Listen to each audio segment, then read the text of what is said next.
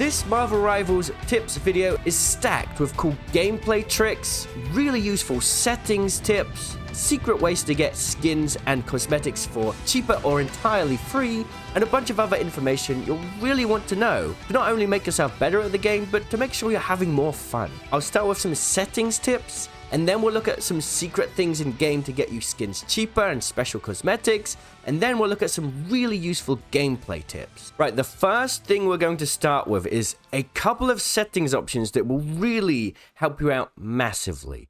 This game has some awesome options. If you go to the audio tab, the first setting I want to show is in the combat mix tab. This specifically allows you to make certain audio in game louder, so that can really help. Now, you can get into the real nitty-gritty details, and I'll show you what I think are the best options. But first, you want to choose a preset. Listen to the differences of this preset when I add the audio here. This is default. This is focus. And this is immersion. So immersion is going to add a lot of audio that makes the game sound more immersive, but isn't good for gameplay.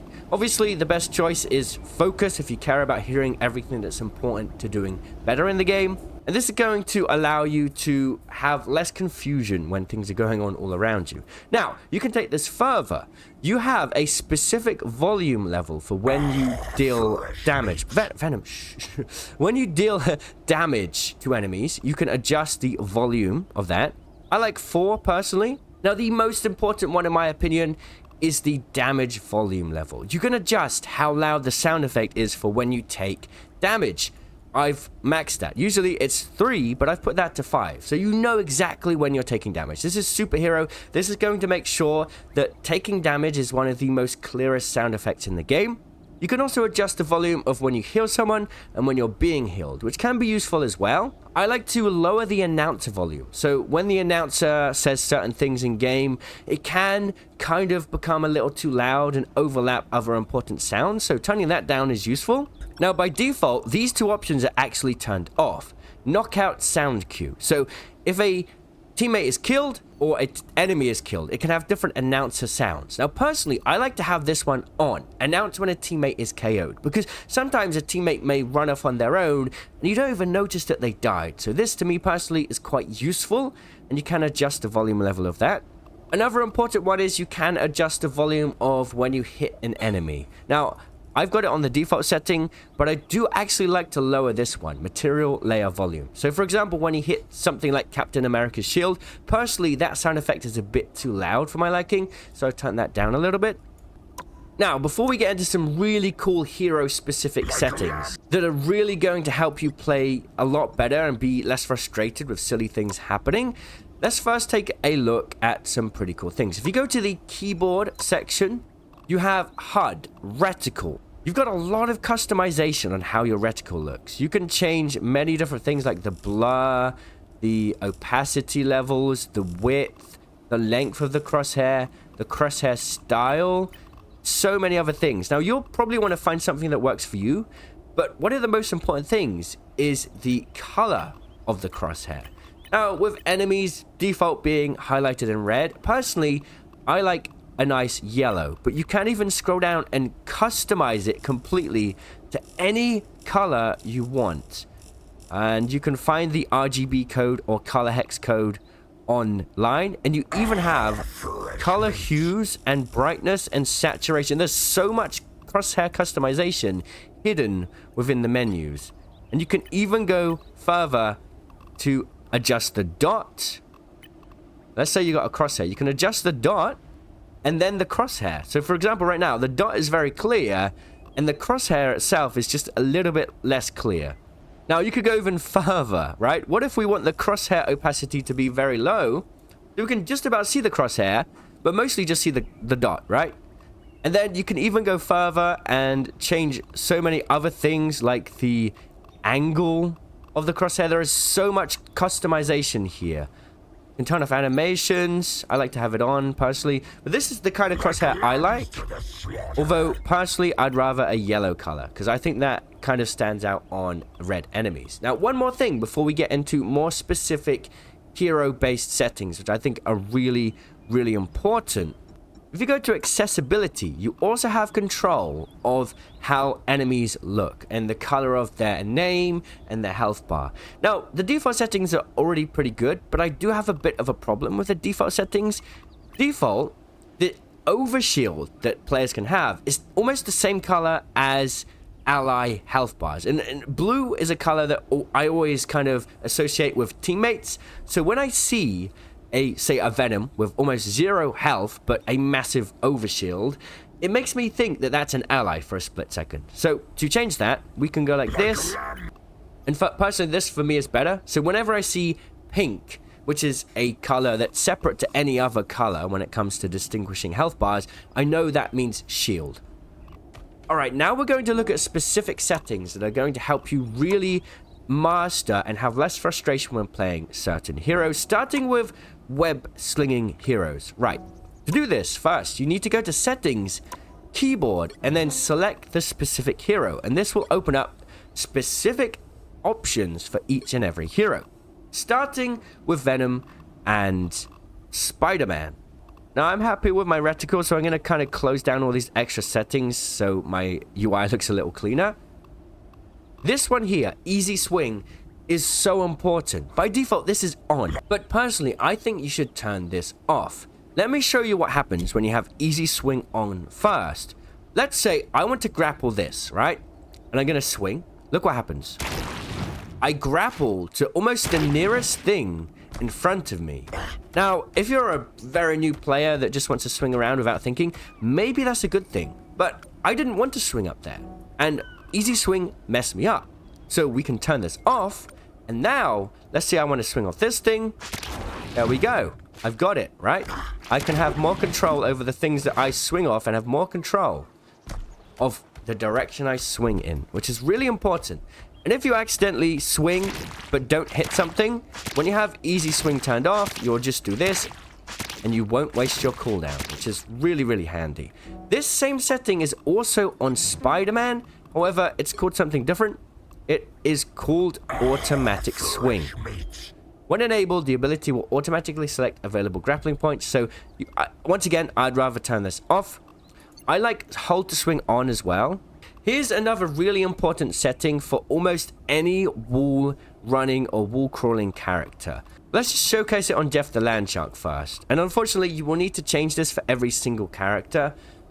Direction of wall crawling. By default, this is advanced vertically upwards. Now let me show you what that looks like.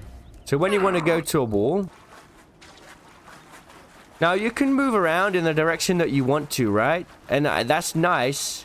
But if you do the crosshair setting, look at how much easier it is. Now look what happens. Now I can just hold forwards and move around, and it will follow my crosshair.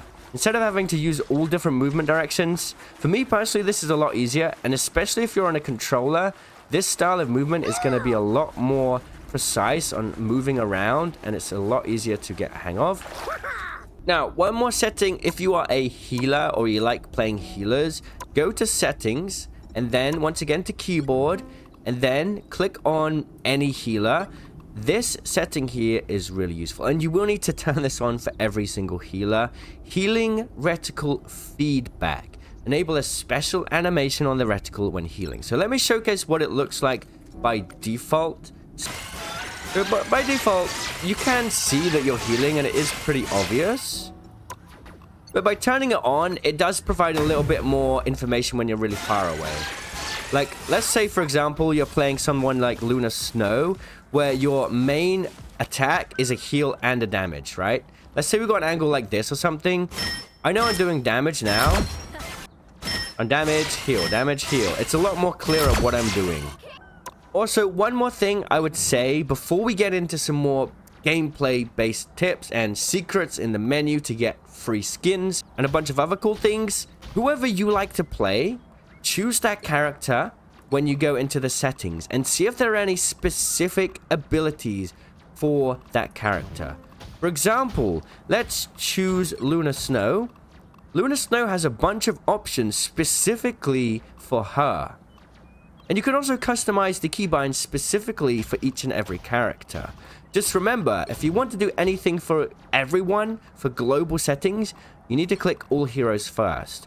But unfortunately, doing this will not showcase all of the unique options for different characters. So you can choose your main settings first, then you'll need to go and choose specific characters to see what options they may have. For example, Jeff the Landshark has hold to dive, hold to wall crawl, direction of wall crawling. So definitely go in and choose whoever your favorite characters are and customize them to your heart's content, because it's going to help you feel more comfortable when you play that character.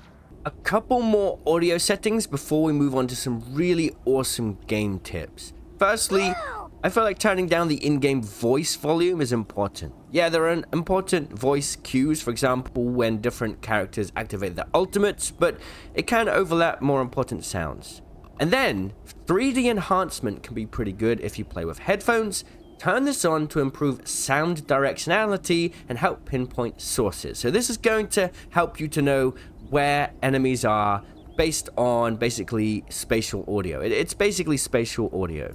Alright, here's some cool tips for getting free skins or discounted prices on any skin bundles in the store. This is really cool, and I'll show you quickly before we go over some cool gameplay tips. Firstly, if you go and press the settings option and then go to bundle code, put in this code here and you will get a free Iron Man skin. Now, I have already claimed it, but if we go to here, this is the Iron Man skin you'll unlock for free. Now, that is not the only way you can get free skins. In fact, anything in the store you see here, you could potentially get for free or for a discounted price. Now, the way to do this is you need to click on your profile in the top right, then go to achievements, and then heroic journey. Complete all of these challenges, and doing so will make your progress on this rewards track.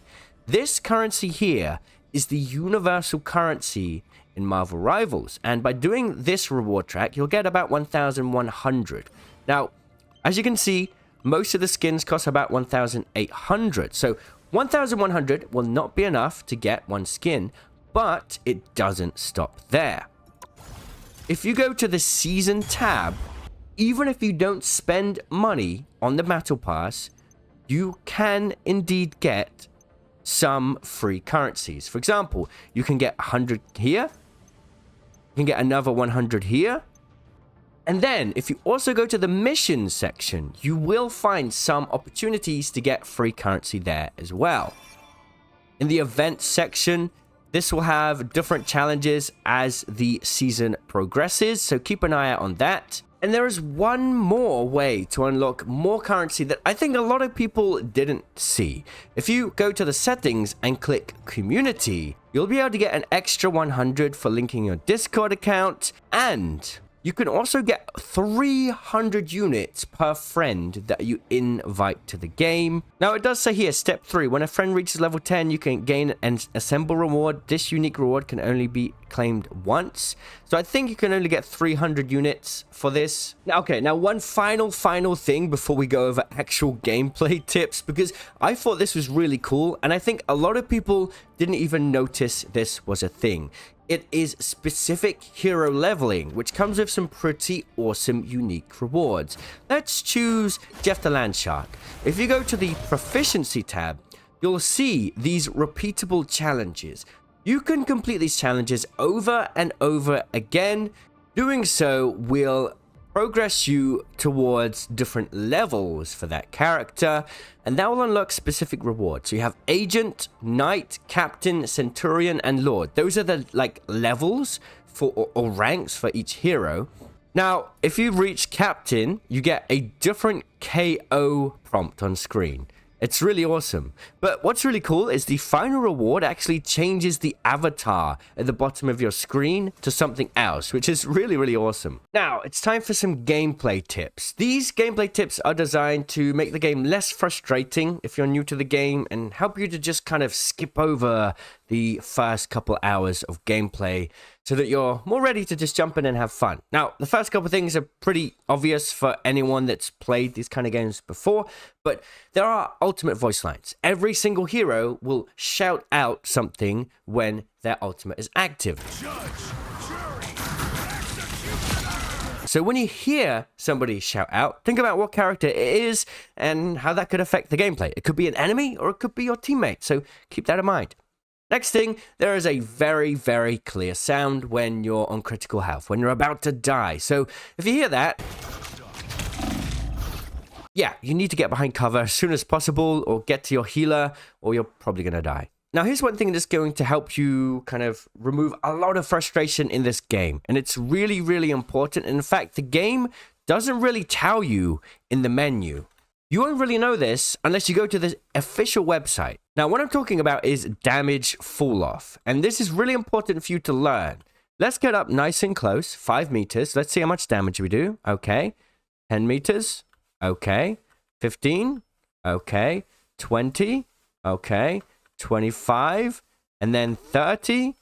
As you can see, the damage starts to fall off. But none of this information is provided to us in game. We need to go to the official website. Take a look at this.